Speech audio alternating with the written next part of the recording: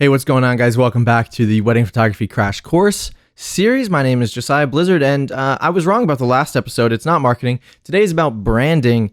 I don't feel like I can talk about branding too much more than I've already had. I'm going to link above in the cards here to a live webinar I did on branding and how I took our business from $1,000 per wedding to around $5,400 per wedding, and it's even higher than that now on average. So I'm going to link that above, but the one thing I will say here is that building your brand is based on creating an experience. At least in my opinion, it's based on creating an experience. Every brand that you guys recognize and know has created an experience for you, whether you know it or not. I was walking through our local mall, which is the King of Prussia Mall. It's the largest mall on the East Coast. It's the second largest mall, second to Mall of America. And they have this very expensive luxury wing in this mall that has places like Tiffany's and Hermes and places like that, Rolex, that sort of thing.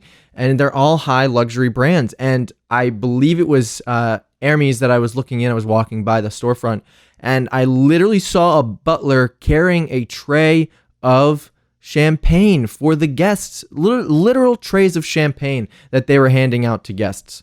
I mean, how insane is that, right? So talk about an experience. You're going into a luxury store, luxury brand store to buy whatever they sell in Hermes. I don't even know. I've never been there. I'm assuming some kind of jewelry or something.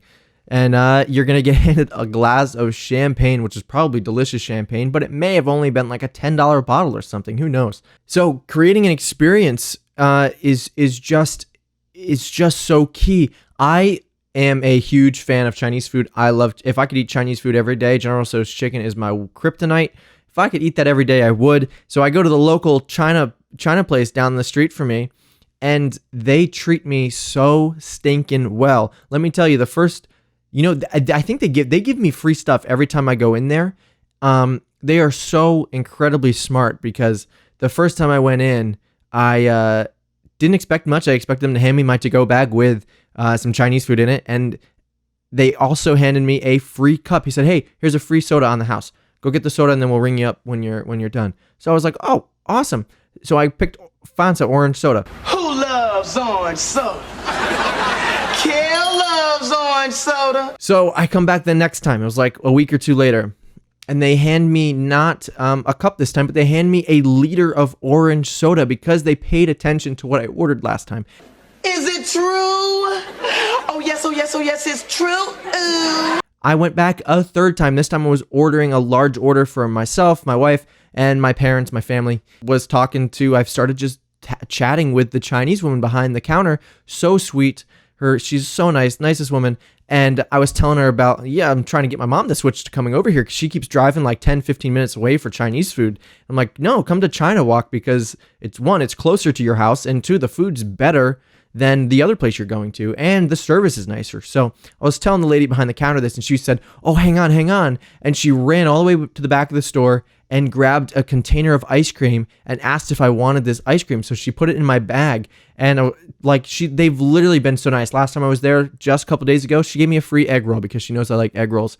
So things like this, minuscule little bits of going the extra mile and creating an experience for me, having a good time in the store. And every time I go to leave, she says, "I'll see you next week."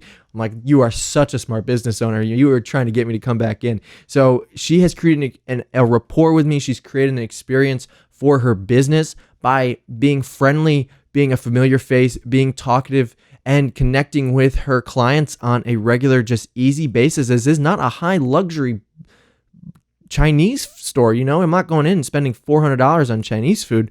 I'm just a simple guy going in, getting General Tso's chicken for the lunch special for $7.95, right?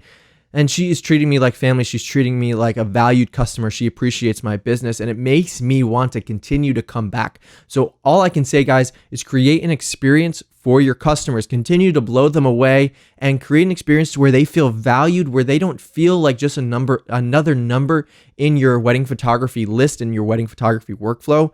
Make them feel like family. Make them feel like friends. We often tell our couples in our consultations that We want to feel like friends first, photographers second. We aim to be like honorary bridal party members. We want to be guests first, photographers second. They're celebrating with you. We got your back. We are there for you first. And it's just a byproduct that we're photographers and we're capturing your special day. So that's kind of our mindset when we go in. We want to serve our clients well and we want to honor their legacy. So create an experience.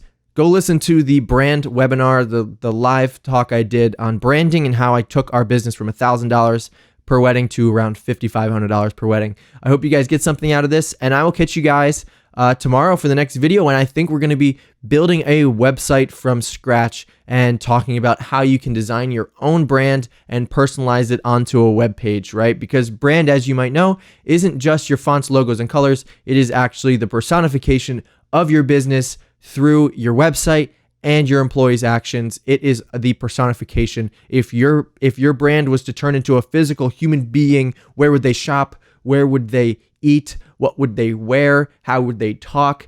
All of that stuff, right? You have to personify your brand into a physical being to physically see what this brand is like. So that's all I got for you guys today. So I'll catch you guys in the next video, and I hope you enjoyed this one. Don't forget to go watch that branding talk. So I'll catch you next time, guys.